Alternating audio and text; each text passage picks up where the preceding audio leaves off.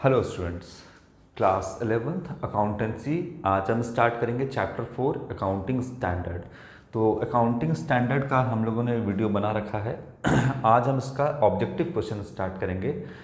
Accounting standard क्या होता है इसके बारे में हम थोड़ा सा यहाँ पे ब्रीफ कर देते हैं, उसके बाद इसका ऑब्जेक्टिव क्वेश्चन जो है हम स्टार्ट करेंगे। देखिए, अकाउंटिंग जो है वो एक इंफॉर्मेशन सिस्टम है, यानी अगर हम बात करें यूज़र्स ऑफ अकाउंटिंग की, हम लोगों ने पढ़ रखा है इंटरनल यूज़र और एक्सटर्नल यूज़र। तो जितने भी यूज़र्स हैं, जैसे आपके ऑनर हो गए, मैनेजमेंट हो गया, एम्प्लॉयज़ एंड वर्कर हो गया, है ना। इसके बाद आपका इंस्टीट्यूट, फाइनेंशियल इंस्टीट्यूशन हो गया, जिससे जो है लोन लेती है, आपका बिजनेस लोन लेती है, इन्वेस्टर हो गए, आपके क्रेडिटर हो गए, है ना, टैक्स अथॉरिटी हो गए, गवर्नमेंट हो गए। तो ये सारे सब यूज़र्स हैं और इनको जो इन्फॉर्मेशन मिलता है वो अकाउंटिंग देता है। ठीक है। अब क्या हुआ कि इन सबको ट्रू एंड फेयर इंफॉर्मेशन देना है। अकाउंटिंग देगा इनको ट्रू एंड फेयर इंफॉर्मेशन, किसका? तो बिजनेस के प्रॉफिट एंड लॉस का और बिजनेस के फाइनेंशियल पोजीशन का। तो ओवर द पीरियड ये हुआ कि अब जो है इनको बिल्कुल सही इंफॉर्मेशन देना है। तो कैसे दें? तो उसके लिए various accounting concept and convention develop किया गया, बनाया गया। ठीक है, कि जो भी अकाउंटिंग हम कर रहे हैं वो बिल्कुल साफ सुथरा हो और जो यूज़र्स हैं उनको बिल्कुल करेक्ट इन्फॉर्मेशन मिले, है ना। और ट्रांजैक्शन को हम कैसे रिकॉर्ड करें, हर ट्रांजैक्शन को हम कैसे डील करें उसके साथ, ये सब कुछ आपका अकाउंटिंग कंसेप्ट एंड कन्वेंशन में बताया गया, जिसे हम कहते हैं generally accepted accounting principle, GAAP, gap, generally accepted accounting principle, जो यूनिवर्सली ऐसा प्रिंसिपल है, ऐसा कन्वेंशन है जो यूनिवर्सली एक्सेप्ट किया गया है अकाउंटिंग में इस्तेमाल करने के लिए। यानी जब आप अकाउंटिंग करोगे तो उन सारे कंसेप्ट को एंड कन्वेंशन को फॉलो करते हुए अकाउंटिंग बनाओगे। ठीक है, बहुत अच्छी बात है। तो फिर अकाउंटिंग स्टैंडर्ड का क्या मतलब हो गया, बताते हैं अभी। तो यहाँ पर क्या हुआ बात कि अब जो है अकाउंटिंग कंसेप्ट एंड कन्वेंशन तो बना दिया गया और उसके थ्रू दुनिया भर में जो अकाउंटेंट हैं वो उसके थ्रू अकाउंटिंग करते हैं। लेकिन अकाउंटिंग जो प्रिंसिपल और जो कन्वेंशन बनाया गया वो इस तरीके से बनाया गया कि एक ही ट्रांजैक्शन को डील करने के लिए वेरियस जो आपका रूट है वो डिसाइड किया गया, अलग अलग मेथड बना दिया गया। मतलब एक ही ट्रांजैक्शन को डील करने के लिए अलग अलग टेक्निक, अलग अलग प्रिंसिपल का इस्तेमाल किया गया, है ना। जैसे मान लीजिए कि आप डेप्रिसिएशन ही कैलकुलेट करते हैं तो उसके लिए भी बहुत सारा मेथड है। अब कौन सा मेथड से हम चलें, है ना। जैसे आपका SLM मेथड है, स्ट्रेट लाइन है, रिटन डाउन है, इंश्योरेंस पॉलिसी है, मशीन आवर रेट मेथड है, एन्युटी मेथड है, बहुत सारे मेथड है। अब हम कैसे चलें, है ना। कोई तो स्टैंडर्ड होना चाहिए, कोई तो रास्ता होना चाहिए जिससे कि जो अकाउंटिंग है वो डाइवर्स ना हो जाए, जो अकाउंटेंट कर रहे हैं अकाउंटिंग वो डाइवर्स ना हो जाए। जैसे आपको एक छोटा सा एग्जांपल समझाते हैं कि कई बार आपने देखा होगा कि शादी में बारात के लिए गाड़ियाँ निकलती हैं, है ना। और एक समय तो गाड़ी सब साथ में निकला, सारी गाड़ियाँ, और आगे जाकर के बहुत सारा रूट हो गया, है ना। बहुत सारा अलग अलग रूट है जाने के लिए। अब यहाँ पर गाड़ियाँ आई और रुकी नहीं, कोई इस रूट में चला गया, कोई इस रूट में चला गया, कोई इस रूट में चला गया, कोई इस रूट में चला गया, कोई इस रूट में चला गया। ठीक है, रास्ता तो सब है जाने के लिए, लेकिन यहाँ पर क्या हुआ कि गाड़ियाँ जो है वो डाइवर्ट हो गई। प्रिंसिपल बना हुआ है, टेक्निक बना हुआ है, ये भी है, मान लीजिए इसको मान लीजिए प्रिंसिपल है, ये सारा प्रिंसिपल है, ये सारा मेथड है जाने का, बिल्कुल सही है, जाने का मेथड तो है।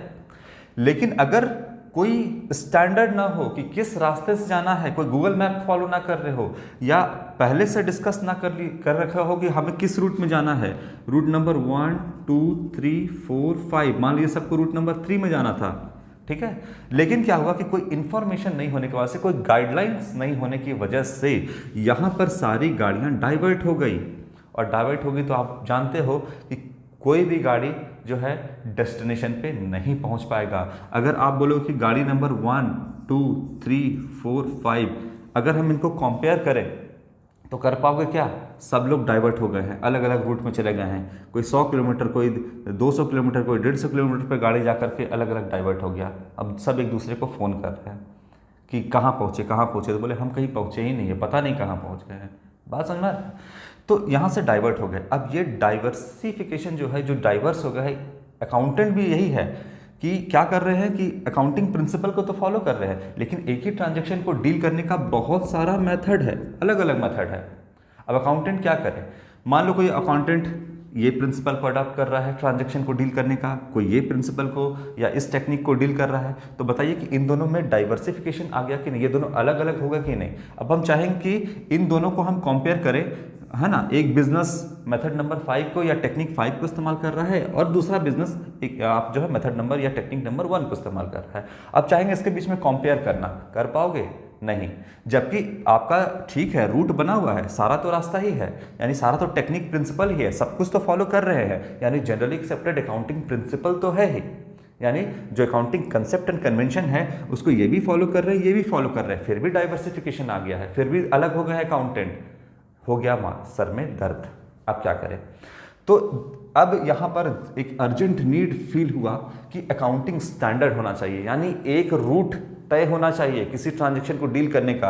अगर सारी गाड़ियाँ निकली हैं तो उनको पहले से ही एक स्टैंडर्ड बोल दिया जाए, बता दिया जाए कि आपको रूट नंबर 3 पे जाना है, ताकि जो आपका गाड़ी नंबर जो गाड़ी है एक इस रूट पे गया और गाड़ी नंबर 5 जो है इस रूट पे गया, वो इस रूट पे नहीं जाए और सारे लोग यहाँ से रूट नंबर 3 पे निकले, चाहे वो गाड़ी 1 हो या आपका व्हीकल 1 हो, व्हीकल 5 हो, सब लोग एक रूट पे चलेंगे। अगर सब लोग एक रूट पे चलेंगे तो ये एक स्टैंडर्ड नहीं बन गया कि आपको इसी रूट पे चलना है, इसी को बोलते हैं अकाउंटिंग स्टैंडर्ड। अब गाड़ियां जो है डाइवर्ट नहीं होगी, एक साथ सारी गाड़ियां निकलेगी और गाड़ी नंबर 1 2 3 4 5 सब इसी रूट पे चलेगा। तो इससे क्या होगा कि सब लोग गाड़ी नंबर 1 2 3 4 5 ये सारे लोग अकाउंटिंग कंसेप्ट एंड कन्वेंशन को फॉलो करते हुए चल रहे हैं, लेकिन एक स्टैंडर्ड तय कर दिया गया कि भाई आपको यही काम करना है, इसी रूट पे चलना है, तब गाड़ियाँ डाइवर्ट नहीं होगी, यहाँ पर आएगी और सीधा सारे लोग इस रूट पे चल जाएगी। इससे फ़ायदा क्या होगा, इससे फ़ायदा ये होगा कि हम गाड़ी नंबर 1 2 3 4 5 को आपस में कंपेयर कर सकते हैं कि किसका फ्यूल ज़्यादा कंजम हुआ, कौन सी गाड़ी ज़्यादा कंफर्टेबल है, कौन से इस रूट पे सबसे आराम से गाड़ियाँ कौन चली। तो कहने का मतलब है कि आपस में कंपेयर किया जा सकता है अगर स्टैंडर्ड एक हो तो, लेकिन अगर अलग अलग रूट पे निकल जाया जाएगा तो ये डाइवर्स हो जाएगा और कभी भी एक दूसरे को कंपेयर नहीं कर सकते हैं। फर्म जो बिजनेस है एक दूसरे को आपस में कंपेयर नहीं कर पाएगी, जो है प्रेजेंटेशन जो है फाइनेंशियल स्टेटमेंट का वो भी एक नहीं हो पाएगा, क्योंकि आप डाइवर्ट हो चुके हो, आप अलग मेथड को चुन लिए हो, अलग टेक्निक को, और आप अलग टेक्निक को चुन लिए हो, तो कभी भी फाइनेंशियल स्टेटमेंट आपका जो है एक जैसा रिजल्ट नहीं देगा, है ना, एक जैसा आपका फाइनेंशियल पोजीशन नहीं दिखाएगा अगर आपका टेक्निक ही अलग चूज कर लिया है। इसीलिए एक अर्जेंट नीड फील हुआ कि ठीक है GAAP यानी जनरली एक्सेप्टेड अकाउंटिंग प्रिंसिपल तो है, लेकिन एक अकाउंटिंग स्टैंडर्ड भी होना चाहिए ताकि अकाउंटिंग डाइवर्स ना हो जाए। इसीलिए अकाउंटिंग स्टैंडर्ड बनाया गया और वो एक स्टैंडर्ड बनाया गया ताकि सब लोग एक ही रूट पे चले, एक ही तरीके से दुनिया भर के अकाउंटेंट जो है वो चले। इसीलिए इसको बोला गया है अकाउंटिंग, यानी अकाउंटिंग तो करिएगा लेकिन इसका कोई स्टैंडर्ड होना चाहिए, यानी एक रूट होना चाहिए जिस पर सारे दुनिया भर के अकाउंटेंट चले, इसी को बोलते हैं अकाउंटिंग स्टैंडर्ड। क्लियर हुआ बात। अब अकाउंटिंग स्टैंडर्ड क्या है, तो एक तरीके से बोलिए कि आपका अकाउंटेंट को गाइड करने के लिए एक तरीका कानून ही है, एक तरीका लॉ ही है जो अकाउंटेंट को डाइवर्सिफिकेशन से बचाता है, डाइवर्स होने से बचाता है, अलग रूट पे जाने से बचाता है ना।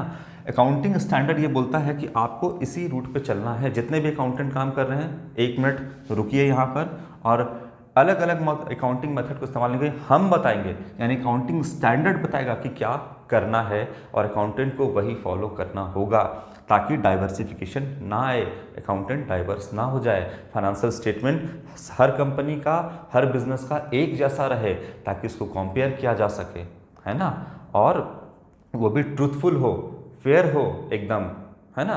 तो इसीलिए जो आपका अकाउंटिंग स्टैंडर्ड है उसको लाया गया ताकि जो भी आपका रिजल्ट है वो बिल्कुल ट्रूथ हो, सही हो, फेयर हो और एक जैसा रिजल्ट यानी प्रेजेंटेशन उसका बिल्कुल एक जैसा रहे, है ना। तो ये आपका अकाउंटिंग स्टैंडर्ड इसलिए बनाया गया, लाया गया। एट प्रेजेंट जो है अभी 32 अकाउंटिंग स्टैंडर्ड है जो डील करता है अलग अलग ट्रांजैक्शन को कि आपको कैसे कैसे अकाउंटिंग करना है, ठीक है। इसी को बोलते हैं अकाउंटिंग स्टैंडर्ड। थोड़ा सा और बताएंगे इसके बारे में, जैसे कि आप एक चीज़ और समझो कि आप जैसे पढ़ाई कर रहे हो तो एक मार्क्स तय है ना, एक स्टैंडर्ड आपका भी तय है कि कितना लाओगे तो पास हो और कितना लाओगे तो पास नहीं हो, फेल नहीं बोलेंगे। जैसे 100 का एग्ज़ाम होता है तो बोलोगे 33 लाए तो आप पास कर गए, 33 से नीचे लाए तो आप पास नहीं किए, और 32 से अगर 60% लाए तो आप फर्स्ट डिवीज़न के कैटेगरी में हैं, है ना।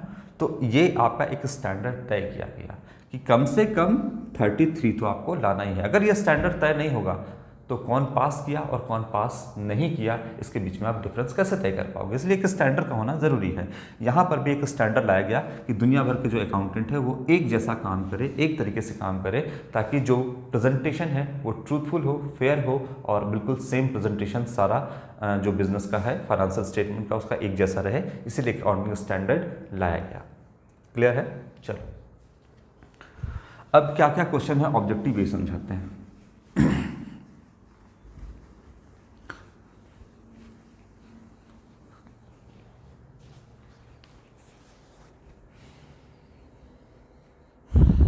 ठीक है, थोड़ा सा और यहाँ पर है कि आपका जो कंपनीज एक्ट है उसका सेक्शन 129, कंपनीज एक्ट 2013 सेक्शन 129 ये कहता है कि जो आप फाइनेंशियल स्टेटमेंट दे रहे हो कंपनी का, वो बिल्कुल ट्रू फेयर होना चाहिए, और ट्रू होना चाहिए, फेयर होना चाहिए, और बिल्कुल वो करेक्ट प्रेजेंटेशन आपका होना चाहिए। ये अकाउंटिंग आपका कंपनी का जो है सेक्शन 129, कंपनीज एक्ट 2013 सेक्शन 129 ये कहता है।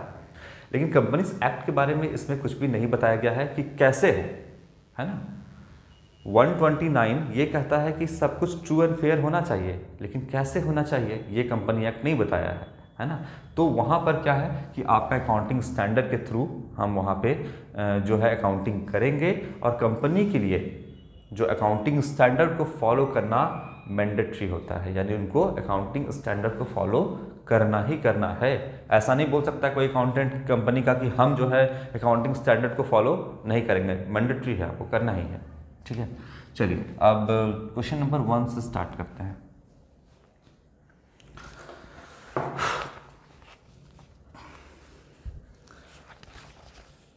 हाँ, international accounting standard committee was establish. Question number 1 है इंटरनेशनल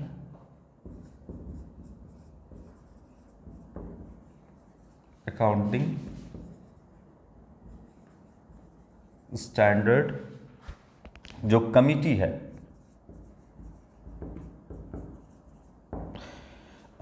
was established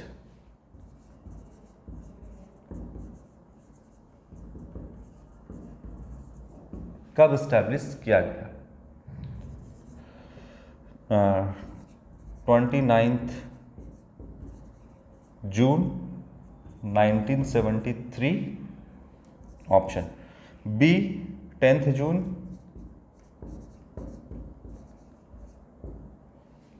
1975, सी 15 अगस्त 1959, जो ऑप्शन में वही लिख रहे हैं।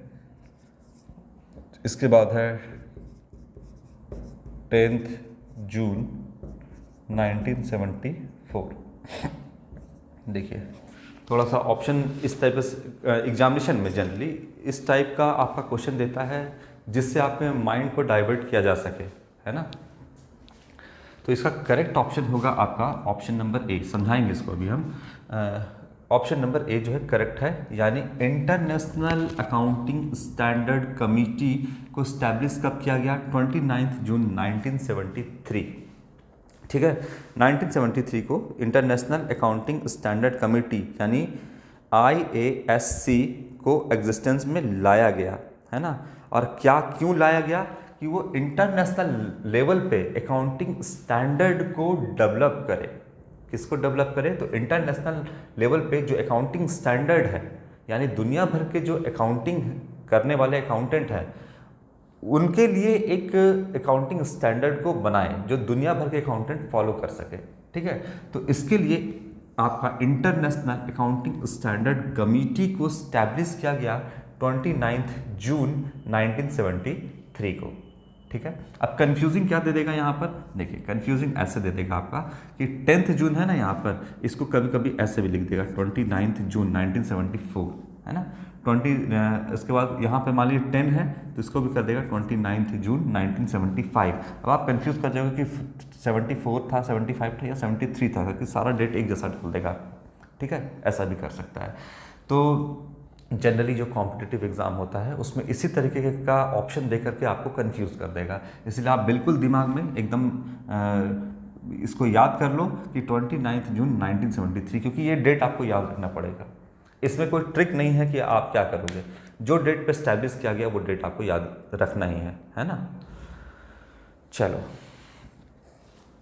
अब थोड़ा सा और इसके बारे में बताते हैं। जो आपका इंटरनेशनल अकाउंटिंग स्टैंडर्ड कमेटी यानी IASC, इसको क्या बोलेंगे हम शॉर्टकट में, IASC, ये इंटरनेशनल अकाउंटिंग स्टैंडर्ड कमेटी जो है वो 29 जून 1973 को इस्टेब्लिश किया गया, जो दुनिया भर के लिए जो अकाउंटिंग स्टैंडर्ड है उनको डेवलप करेंगे। और इसके जो मेंबर है वो है the institute of chartered accountant of India, जो कि इंडिया का है, और the institute of cost and work accountant of India जो है इसके मेंबर हैं। और जो institute of chartered accountant of India है वो टाइम टू टाइम गाइडलाइन करता है जो भारतवर्ष में जो अकाउंटेंट काम कर रहे हैं उनके लिए। तो institute of international accounting standard committee के मेंबर हैं आपके institute of chartered accountant of India and the institute of cost and work accountant of India. और ये कब स्टैब्लिश किया गया तो आप देख लो यहाँ पर। ठीक है, आगे क्वेश्चन नंबर 2।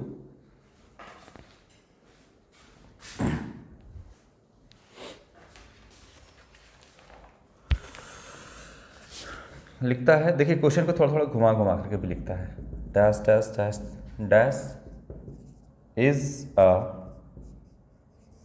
क्या लिखता है, type of accounting standard, is a type of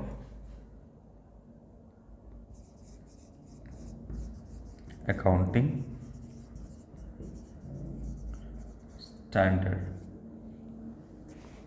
ठीक है, देखिए अकाउंटिंग स्टैंडर्ड को जो है ना AS लिखता है। अब बुक में देखोगे AS1 AS2 इस तरीके से करके, मतलब वो अकाउंटिंग स्टैंडर्ड है। अब इतना लंबा कौन लिखेगा बार बार। तो is type of accounting standard, option है, समझाएंगे। रिकमेंडेटरी है आपका,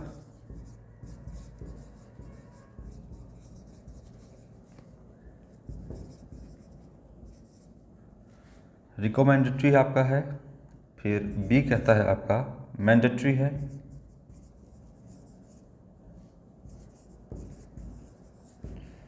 सी कहता है आपका, अच्छा सी कहता है आपका बोथ, यानी A एंड B बोथ,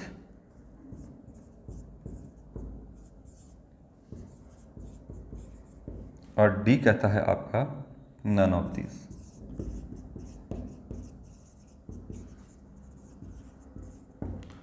देखिए बोलता है अकाउंटिंग स्टैंडर्ड क्या है आपका, रिकमेंडेटरी है। रिकमेंडेटरी का मतलब हो गया कि रिकमेंड किया है कि आप ये ट्रांजैक्शन के लिए ये अकाउंटिंग स्टैंडर्ड को फॉलो कर सकते हैं।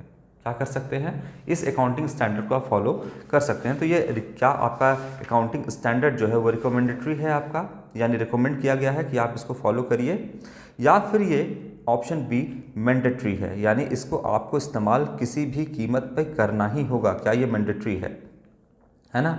तो क्या होगा इसका करेक्ट ऑप्शन, इसका करेक्ट ऑप्शन होगा कि अकाउंटिंग स्टैंडर्ड जो है, कुछ accounting standard, some accounting standard are recommendatory while other are mandatory. कुछ अकाउंटिंग जो आपका स्टैंडर्ड है वो रिकमेंडेटरी है कि आप इसको रिकमेंड किया गया है, आप इसको इस्तेमाल करिए, इस पर पहल करिए, और कुछ अकाउंटिंग स्टैंडर्ड है मैंडेटरी है, यानी इसको फॉलो करना ही है। तो आपका ऑप्शन सी होगा, A एंड B बोथ।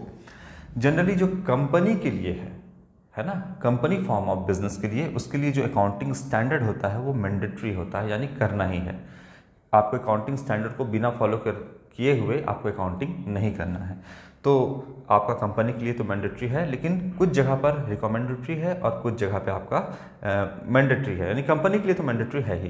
तो आपका ऑप्शन सी हो जाएगा, यानी रिकमेंडेटरी भी है अकाउंटिंग स्टैंडर्ड और मैंडेटरी भी है आपका, तो ए एंड बी बोथ होगा आपका। क्लियर है? ठीक है। इसके बाद क्वेश्चन नंबर आपका है 3, the nature of accounting standard, है ना, यही क्वेश्चन है, सेम चीज़। इसको हटाते हैं और क्वेश्चन नंबर 3 यहीं लिखते हैं। बार बार क्यों लिखेंगे, दोबारा ऑप्शन क्यों लिखेंगे? क्वेश्चन नंबर 3, 2 हो गया, 3 क्या लिखता है? The nature of accounting standard. जो अकाउंटिंग स्टैंडर्ड है ना,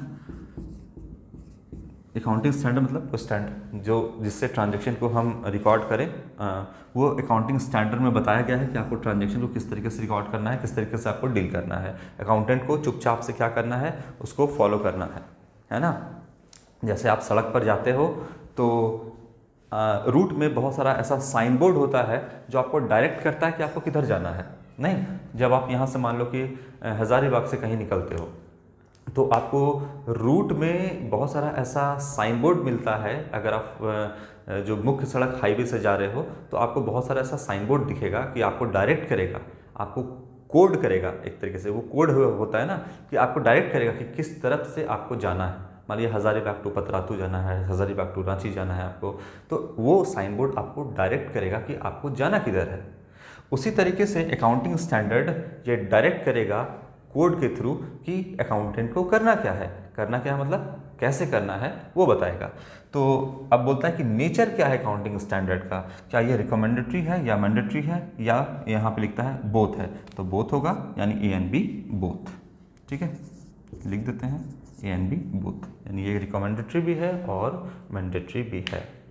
ठीक है, तो यहाँ हो गया आपका क्वेश्चन नंबर 3 के बाद question number 4।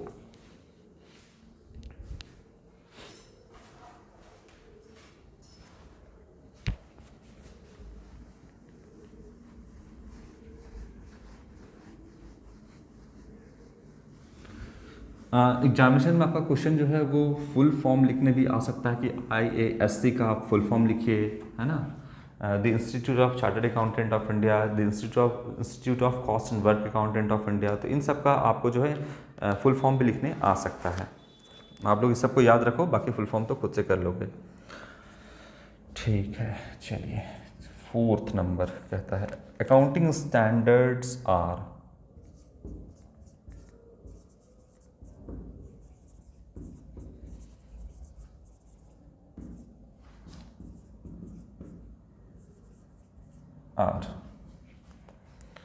codified accounting principle,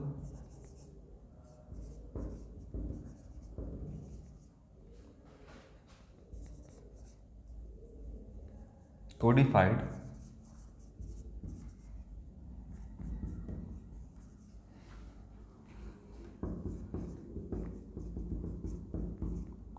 accounting principle, B है only principles,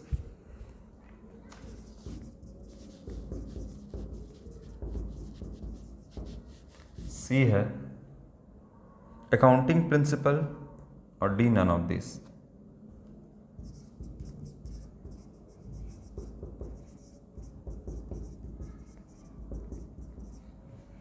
और डी है नन ऑफ दिस। ठीक है, तो आपका बोलता है अकाउंटिंग स्टैंडर्ड क्या है, तो ये आपका है कोडिफाइड अकाउंटिंग प्रिंसिपल। क्या है आपका? Codified accounting principle. यानी यहाँ पर आप अकाउंटिंग प्रिंसिपल को ही, अकाउंटिंग कंसेप्ट को ही फॉलो कर रहे हो, लेकिन अकाउंटिंग स्टैंडर्ड क्या है? कोडिफाइड अकाउंटिंग प्रिंसिपल है, यानी ये कोड करेगा, यानी ये अकाउंटेंट को डायरेक्ट करेगा, ये बताएगा कि आपको किस तरीके से इस ट्रांजैक्शन को डील करना है, यानी किस तरीके से ट्रांजैक्शन को रिकॉर्ड करना है, क्या करना है, ये सब कुछ आपको कौन बताएगा? एएस यानी अकाउंटिंग स्टैंडर्ड बताएगा। अकाउंटिंग स्टैंडर्ड मतलब अकाउंटिंग करने का कोई स्टैंडर्ड। स्टैंडर्ड मतलब किस तरीके से करेंगे, तो अकाउंटेंट अपने हाथ अपने मन से नहीं कर सकता है। वो अकाउंटिंग स्टैंडर्ड क्या है? कोडिफाइड यानी कोड करेगा, यानी वो डायरेक्ट करेगा, वो बताएगा। क्या बताएगा? कि अकाउंटिंग प्रिंसिपल को किस तरीके से फॉलो करना है, किस तरीके से अकाउंटिंग प्रिंसिपल को फॉलो करते हुए ट्रांजैक्शन को रिकॉर्ड करना है। ये हम बताएंगे, हम मतलब अकाउंटिंग स्टैंडर्ड बताएगा अकाउंटेंट को कि कैसे करना है, अपने मन से नहीं। तो इसमें कोड होता है ना। कोड का मतलब जैसे सड़क पे जाते हो साइन बोर्ड होता है, इधर मुड़िए उधर मुड़िए, ऐसे इधर जाइए, आपको इस रूट पे जाना है तो सही रूट पे जाइएगा आप, सारा आपका कोड होता है यानी साइन बोर्ड होता है, जिसके थ्रू आप अपने डेस्टिनेशन पे पहुंचते हो। उसी तरीके से अकाउंटेंट को भी अपने डेस्टिनेशन पे यानी true profit and loss and true financial position करना है, पहुंचना है, और फाइनेंशियल स्टेटमेंट प्रिपेयर करना है ट्रू एंड फेयर तरीके से। कैसे करना है? एएस बताएगा, अकाउंटिंग स्टैंडर्ड। कैसे बताएगा? तो कोड के थ्रू, यानी उसको डायरेक्ट करेगा कि कैसे आपको करना है। उसी तरीके से अकाउंटेंट को भी चलना पड़ेगा। तो ये क्या है? कोडिफाइड अकाउंटिंग प्रिंसिपल है। ओनली प्रिंसिपल तो है ही, है ना, लेकिन सिर्फ प्रिंसिपल नहीं है, कोडिफाइड आपका अकाउंटिंग प्रिंसिपल। आपका अकाउंटिंग प्रिंसिपल है, ये भी ठीक है, लेकिन इसमें कोड का होना ज़रूरी है, डायरेक्ट करना। हम किसके बारे में बात कर रहे हैं? अकाउंटिंग स्टैंडर्ड के बारे में बात कर रहे हैं। तो जो भी अकाउंटेंट है वो प्रिंसिपल को तो फॉलो कर ही रहा है, लेकिन प्रिंसिपल को फॉलो करने के बाद भी वो डाइवर्स हो सकता है, क्योंकि ट्रांजैक्शन को डील करने का अलग अलग प्रिंसिपल यानी अलग अलग टेक्निक है। तो प्रिंसिपल तो है ही, प्रिंसिपल को तो फॉलो कर रहा है, लेकिन कोडिफाइड वो कोड करेगा कि किस तरीके से प्रिंसिपल को अप्लाई करना है, हम बताएंगे। हम मतलब अकाउंटिंग स्टैंडर्ड बताएगा। इसीलिए आपका सारा ऑप्शन यहाँ पे गलत नहीं है, लेकिन कोडिफाइड करना यहाँ पे लगाना जरूरी है अकाउंटिंग स्टैंडर्ड के हिसाब से। इसलिए ऑप्शन नंबर ए आपका करेक्ट है, ठीक है। बाकी सारा आपका गलत हो जाएगा अकाउंटिंग स्टैंडर्ड के रिस्पेक्ट में। चलो, क्वेश्चन नंबर 4 हो गया। क्वेश्चन नंबर 5,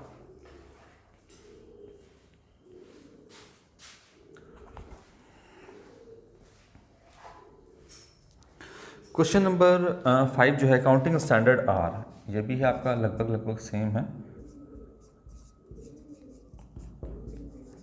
हम आगे से एएस लिखेंगे, ठीक है। अकाउंटिंग स्टैंडर्ड आर, ए है पॉलिसी डॉक्यूमेंट्स या डॉक्यूमेंट, बी है मोड ऑफ कंडक्ट, सी है बोथ, और डी है नन ऑफ दिस। चलिए, क्या कहता है? Accounting standard are policy document है या फिर आपका मोड ऑफ कंडक्ट है? बताइए। देखिए, पॉलिसी डॉक्यूमेंट का मतलब हो गया कि आपका एक तरीके से अकाउंटिंग स्टैंडर्ड को बोल सकते हैं कि लॉ ही है, कानून टाइप का ही है, जो अकाउंटेंट को बोलता है कि क्या करना है क्या नहीं करना है। तो ये एक पॉलिसी डॉक्यूमेंट तो है ही कि किस ट्रांजैक्शन को किस तरीके से रिकॉर्ड करना है। अकाउंटिंग प्रिंसिपल है अपनी जगह पर, वो बता रहा है कैसे करना है, लेकिन कैसे कहाँ पर किस प्रिंसिपल को लगाते हुए करना है, वो पॉलिसी आपका एक तरह से पॉलिसी डॉक्यूमेंट है। वो पॉलिसी आपका अकाउंटिंग स्टैंडर्ड बताएगा, वो अकाउंटिंग स्टैंडर्ड बताएगा कि किस प्रिंसिपल को किस तरीके से अप्लाई करना है। इसलिए अकाउंटिंग स्टैंडर्ड जो है वो पॉलिसी डॉक्यूमेंट भी है, और मोड ऑफ कंडक्ट यानी कैसे करना है, किस तरीके से अप्लाई करना है, कैसे कैसे सब कुछ करना है, वो भी बताएगा आपका accounting standard. Mode of conduct का मतलब संचालन कैसे करना है, किस तरीके से अप्लाई करना है, वो मोड भी आपका बताएगा अकाउंटिंग स्टैंडर्ड। तो पॉलिसी डॉक्यूमेंट भी है, मोड ऑफ कंडक्ट भी है। ऑप्शन नंबर सी करेक्ट है आपका, बोथ होगा।